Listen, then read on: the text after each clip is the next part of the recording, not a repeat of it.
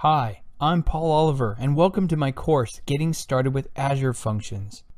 I've been an enterprise architect in both AWS and Azure. I'm passionate about microservices, continuous delivery, test-driven development, cloud architecture, and functions as a service apps.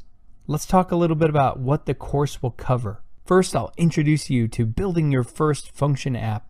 Then we'll dive into some of the languages you can use with Azure Functions, from C#, JavaScript, F#, PHP, Python, and more.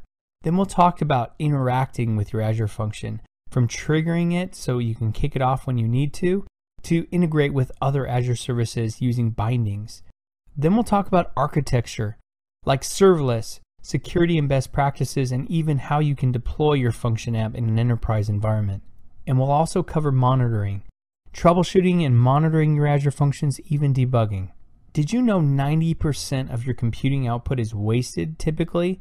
According to Forbes, typical servers sitting in a data center are only utilizing 5 to 15% of their computing capacity.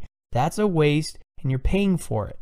And this is why serverless architecture is becoming so popular among architects.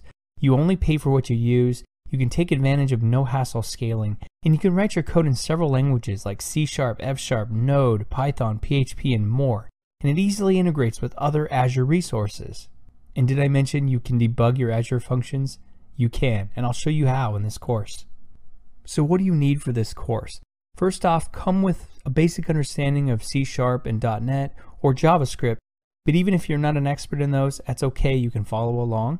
You also need an Azure subscription, which you can sign up for a free trial, or use your MSDN credits.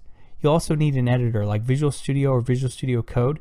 Visual Studio Community Edition is just fine, so you don't have to pay anything here.